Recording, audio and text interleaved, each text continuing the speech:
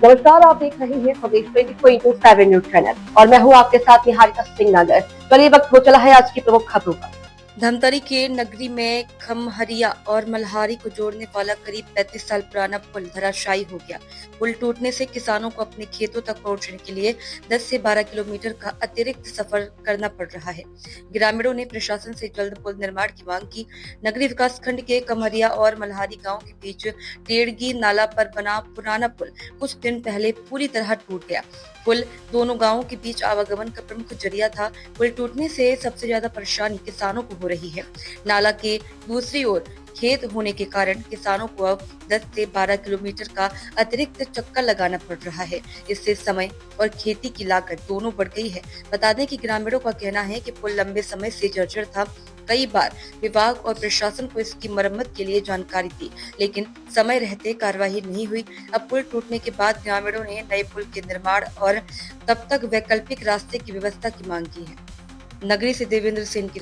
मल्हारी और खमरिया ग्राम पंचायत के बीच में स्थित यहाँ एक पुल है जो टेरगी नाला में स्थित है। आप देख रहे हैं मेरे पीछे में ये जो पुल है ये बीते 2 दिन पहले धराशायी हुआ है। और इस पुल के होने से जहाँ ग्रामीणों की सुविधा होती थी खेती किसानी करने में, यहाँ के जो मल्हारी के जो किसान हैं वो खमरिया खाड़ में जाकर खेती किसानी करते थे, अपने खाद बीज को कृषि उपकरण को आसानी से ले जा सकते थे इसी पुल में।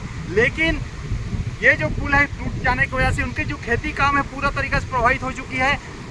मैं आपको एक बात और बताना चाहूँगा कि खमरिया के जो किसान है वो मल्हारी खाड़ में आते थे, इसी पुल के वो पार करके आते थे और ये पुल धराशायी होने के कारण आज जो है लगभग यहाँ का आना जाना पूरा तरीका से बंद हो चुका है। किसान जो है अब यहाँ से पार करके किसी भी तरीके से पैदल तक पार करके नहीं जा सकते।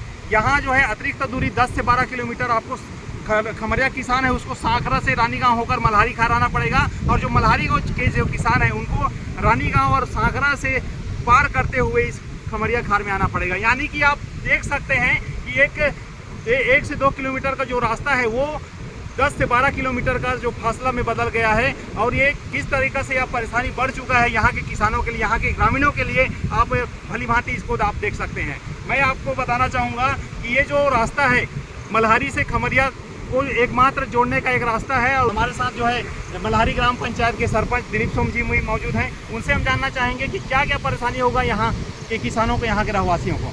जी क्या क्या परेशानी होगा सरपंच महोदय जी, आप बताएंगे हमारे दर्शकों को। बहुत दिक्कत ही होगा सर, हमें आने जाने का तो ये दिक्कत होता ही है, किसानी करने के लिए भी दिक्कत हो रहा है। अभी किसानी का दिन है जिसमें सबसे ज़्यादा परेशानी होगा हम किसान भाइयों को, खमरिया पंचायत को, मल्हारी पंचायत को। जैसा कि आप बता रहे थे कि इनको लेकर इनको अवगत करा रहे थे, आपके विभागीय अधिकारियों से आप मुलाकात किए थे पिछले वर्ष, तो क्या क्या हुआ, क्या उनके द्वारा यहाँ निरीक्षण किया गया, क्या आश्वासन दिया गया, इनके बारे में बताएंगे। निरीक्षण किया गया सर, हमको सर लोग को भी बताए थे सर ये यहाँ पर पूरा पिचिंग हुआ तो उसको आप रिपेयरिंग कर दीजिए, ये रास्ता भी नहीं होता।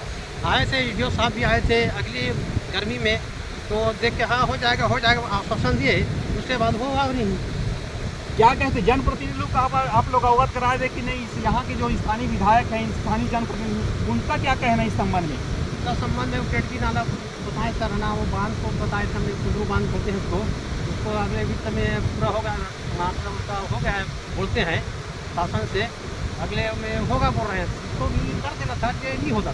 ग्राम मल्हारी के किसान लोग भी मौजूद हैं जिनका जो खेत है इस पुल से उस पार है, यानी कि खमरिया खाड़ में है। हम उनसे जानना चाहेंगे कि उनको क्या क्या परेशानी होती है। आपका नाम बताएंगे।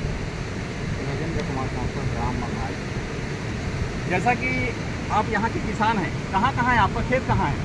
यहाँ मल्हारी में है, खमरिया में भी है। हम कैसे जाएं? हम 12 किलो सफ़र कैसे करेंगे? आने जाने में हमारा दिक्कत है। आप कैसे जाते थे अभी तक, जो खेती करते थे आप किस रास्ते से होकर जाते? हम यही पुल से जाते थे। आप जाने के लिए हमारे पास साधन ही नहीं है, हम जा नहीं पाएंगे। सांकरा से हम खमरिया कहाँ पहुँचेंगे हमारे खेत तक, वो जानकारी हमको करना पड़ेगा, लेकिन कैसे जाएंगे ये सोचना पड़ रहा है हमको। तो आपके पास और विकल्प जो है सांकरा रास्ता है? हाँ, उसके अलावा और दूसरे रास्ता नहीं है मेरे पास।